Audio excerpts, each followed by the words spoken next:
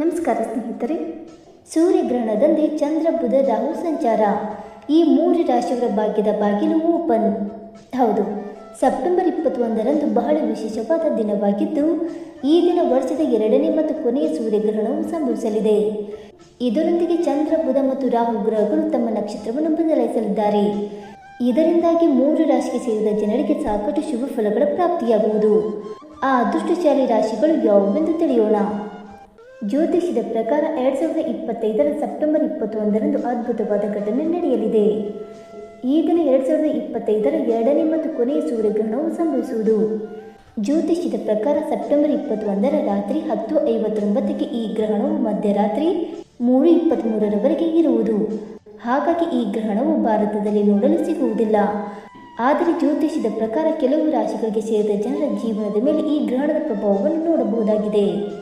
ಜ್ಯೋತಿಷ್ಯದ ಪ್ರಕಾರ 2025ರ ಸೆಪ್ಟೆಂಬರ್ 21ರ ಬೆಳಿಗ್ಗೆ 12:56ಕ್ಕೆ ಬುಧ ದೇವರು ಹಸ್ತ ನಕ್ಷತ್ರದಲ್ಲಿ, ರಾಹು ಗ್ರಹ ಬೆಳಿಗ್ಗೆ 11:50ಕ್ಕೆ ಪೂರ್ವ ಭಾದ್ರಪದ ನಕ್ಷತ್ರದಲ್ಲಿ ಮತ್ತು ಮಧ್ಯಾಹ್ನ 1:57ಕ್ಕೆ ಚಂದ್ರನು ಉತ್ತರ ಫಾಲ್ಗುಣಿ ನಕ್ಷತ್ರದಲ್ಲಿ ತನ್ನ ಸಂಚಾರವನ್ನು ಆರಂಭಿಸಲಿದ್ದಾನೆ.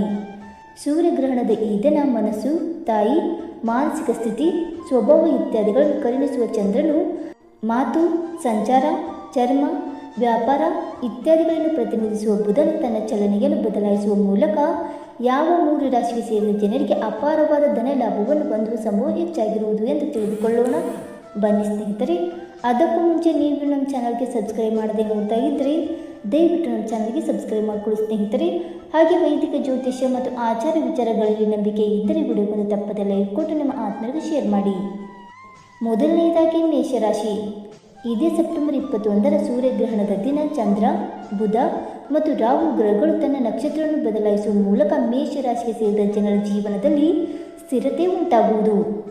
ಹಾಗಾಗಿ ಕೆಲಸವನ್ನು ಮಾಡುವ ಮೇಷರಾಶಿಗೆ ಸೇರಿದ ಜನರ ನಾಯಕತ್ವದ ಸಾಮರ್ಥ್ಯ ಈ ಸಮಯದಲ್ಲಿ ವೃದ್ಧಿಯಾಗಲಿದೆ ಮತ್ತು ಕೆಲಸದ ಸ್ಥಳದಲ್ಲಿ ಹೊಸ ಜವಾಬ್ದಾರಿಗಳು ದೊರಕುವುದು.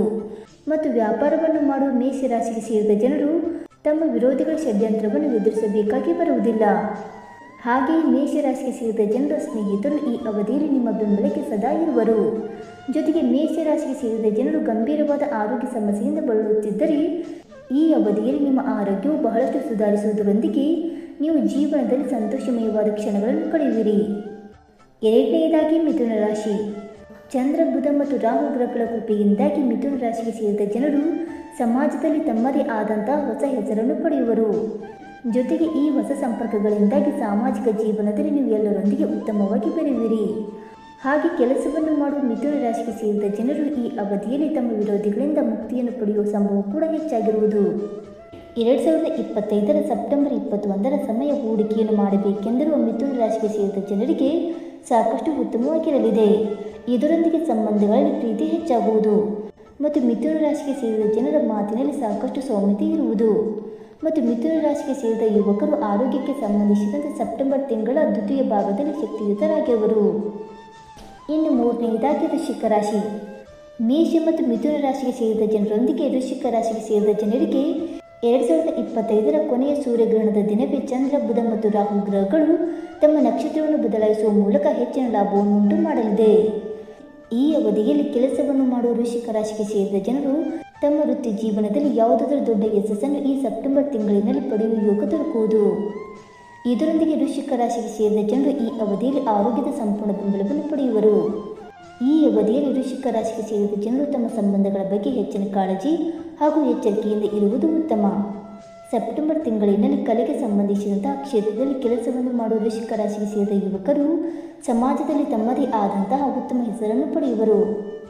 ಸ್ನೇಹಿತರೆ, ಇಲ್ಲಿ ಹೇಳಿರುವ ಮೂರು ರಾಶಿಗಳಾದ ಮೇಷರಾಶಿ, ಮಿಥುನ ರಾಶಿ ಮತ್ತು ವೃಶ್ಚಿಕ ರಾಶಿಗೆ ಸೇರಿದ ಜನರಲ್ಲಿ ನಿಮ್ಮ ರಾಶಿಯು ಒಂದಾಗಿದ್ದರೆ ಇದೇ ಸೆಪ್ಟೆಂಬರ್ 21ರಂದು ಸಂಭವಿಸಲಿರುವ ಸೂರ್ಯಗ್ರಹಣದೊಂದಿಗೆ ಚಂದ್ರ, ಬುಧ ಮತ್ತು ರಾಹು ಗ್ರಹಗಳ ನಕ್ಷತ್ರದಲ್ಲಿ ಬದಲಾವಣೆಯಿಂದಾಗಿ ನಿಮ್ಮ ಅದೃಷ್ಟವೂ ಬದಲಾಗಲಿದೆ.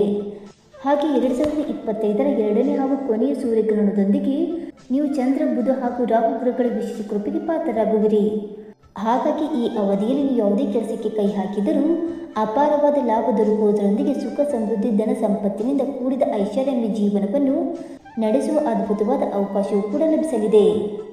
ಸ್ನೇಹಿತರೆ, ಈ ಮಾಹಿತಿ ನಿಮಗೆ ಇಷ್ಟವಾಗಿದ್ದರೆ ವಿಡಿಯೋಗೊಂದು ಲೈಕ್ ಮಾಡಿ, ಶೇರ್ ಮಾಡಿ.